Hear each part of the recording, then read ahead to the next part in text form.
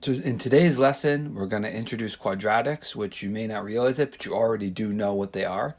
And then we're going to talk about how to solve quadratic equations, some of the first ways. There's a bunch of ways to do it, but we're going to cover just a couple in this lesson. So the first idea is a quadratic is just the Latin word for square. And so why is that important? Well, one of the first things that people did a long time ago when they were figuring out math and they're trying to figure out our world was they realized that if you had a square and the sides were x, that if you multiplied x times x, you got x squared, and that was the area. But that's why that's why square is important, because now we have these equations that we've been doing when we've been factoring, and they've all had this x squared in it.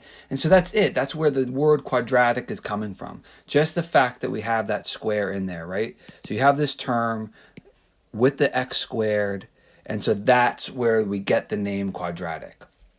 So it's nothing fancy. It's just if you have an equation with an x squared in it, that's a quadratic equation, okay? So we can call it a quadratic equation or just a quadratic. So if you hear someone say a quadratic, that's all they mean is some equation, some formula, some expression like this where there's an x squared in it. That's it. Now, why is that important? Or first of all, one of the things that you're going to notice, you need to notice, is that anything with an x squared term in it is going to result in a parabola or an arc. A parabola is just an arc on the graph, and we'll see why. We'll do an example right here, okay?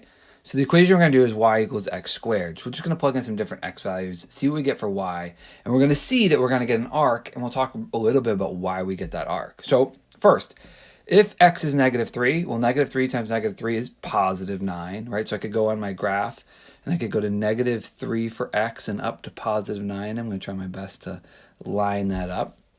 -2, if x is -2, well, -2 times -2 is +4. So when x is -2, y is 4. So -2, we're going up to 4 right there. Trying to line that up right.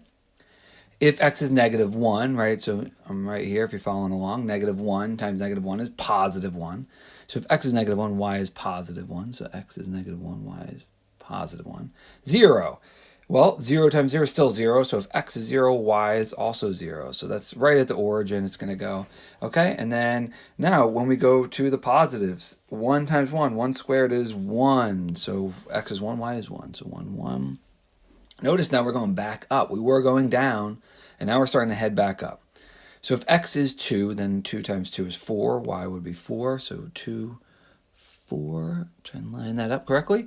And if x is 3, 3 times 3, 3 squared is 9, +9 again.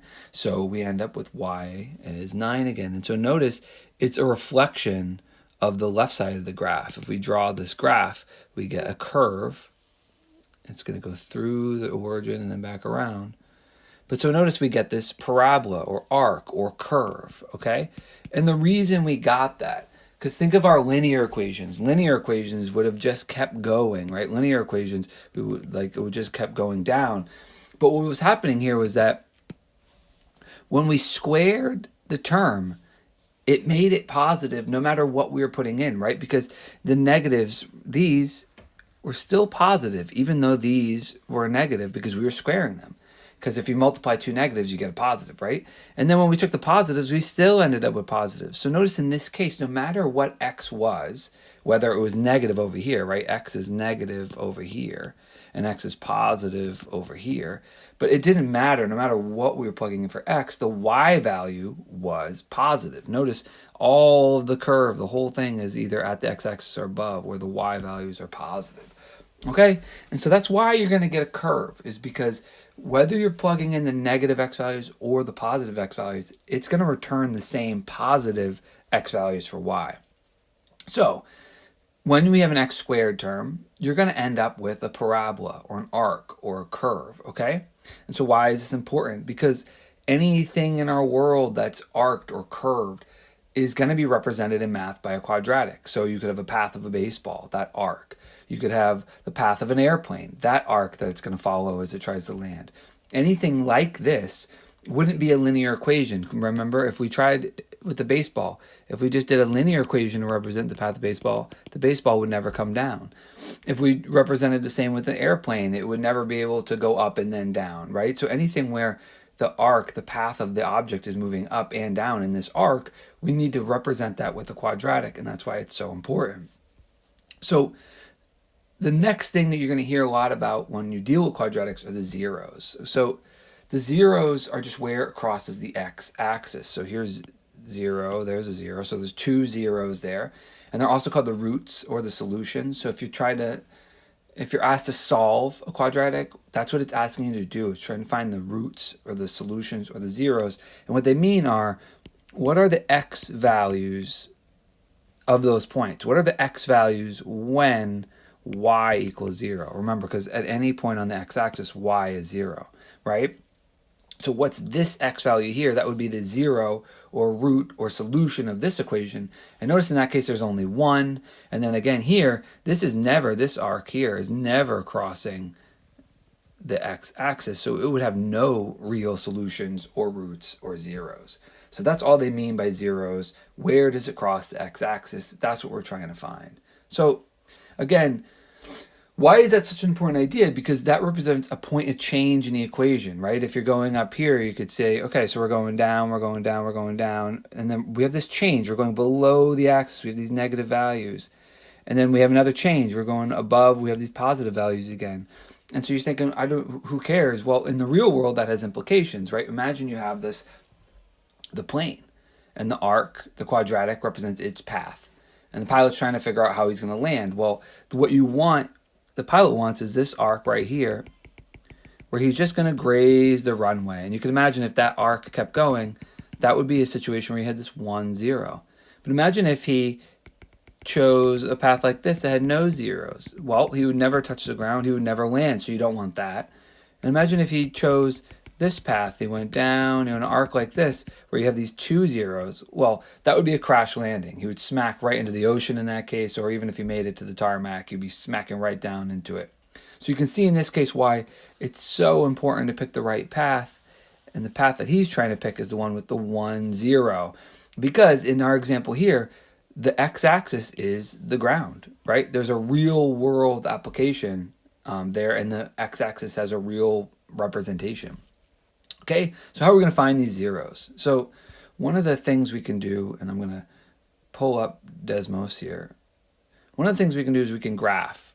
But then I want to show you how we can factor it, and I want to talk about why they're the same, why you get the same answer. So it's pretty easy. Notice that when we find the zeros, we literally mean we want to set this equation equal to 0. So we're going to take our equation, set it equal to 0, and that's how we're going to find it. And remember what we're looking for. We're looking for what are the x values, this is what we're trying to find, that actually make this equal to 0, right? So if I plugged in 1, I'm not going to get 0, right? I get 6 times 1 is 6 plus 42. Like, that's not going to be equal to 0, so 1 isn't the answer.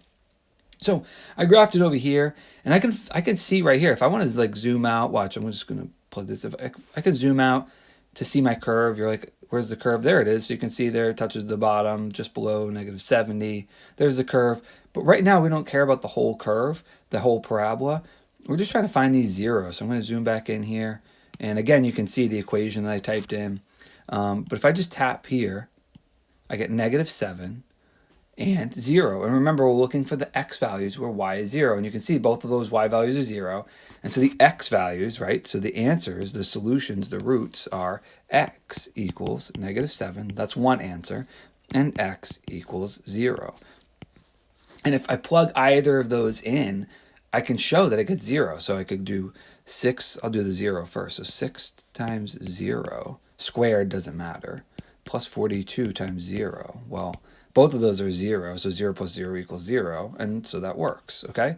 And -7, so 6 times -7 squared plus 42 times -7, right, is, let's see if this is 0. So -7 squared is 49, so we have 6 times 49, and then plus, you're going to have 42 times -7, so I'm just going to do this real quick, and I should have done the 6 times 49, let's do that now. 6 times 49 is 294, plus, and then 42 times -7 is negative 294, right? And so 294 plus negative 294 is just going to be 0. There you go. So we checked both of our answers, both of our roots, both of our solutions worked.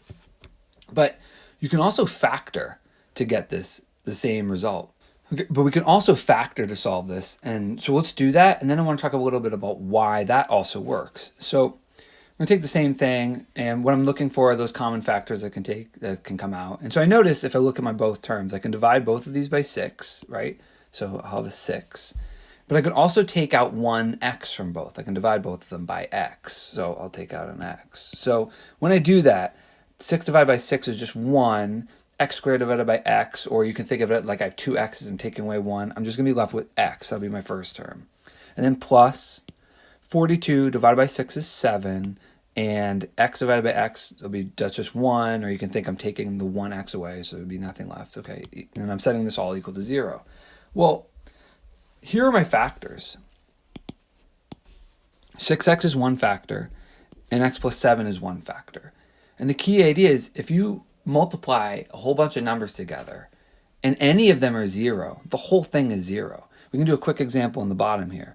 If I did something like this, if I said, 4 times 3 times negative 2 times a million, I'll just write it out, times a million times 47 times, if I throw in 1 0, watch, times 0, then times 2. It doesn't matter what I'm writing. This whole thing is going to be 0 because of that 1 0, right? If you multiply a million numbers together and any of them are 0, your product is 0.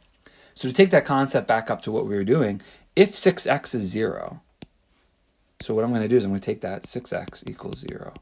If 6x is 0, the whole thing is 0. It doesn't matter what that is. Just like down here, it doesn't matter what the 47 is or the million. If there's 1 0, everything is 0. So if the 6x term is 0, the whole thing is 0. And if the x plus 7 term is 0, the whole thing is 0. So what I do is I set each of my factors to 0 and figure out what x would make that one 0, because then the whole thing is going to be 0. So in this first case, I'm just going to divide this by 6 on both sides, and I get x equals 0. And this one, I'm going to subtract 7 on both sides, and I get x equals negative 7. And guess what? We have exactly the same answers, and we can see them over on the graph there. So those are the two ways we can do it. We can graph it, and we can factor it, and we can set those factors equal to 0.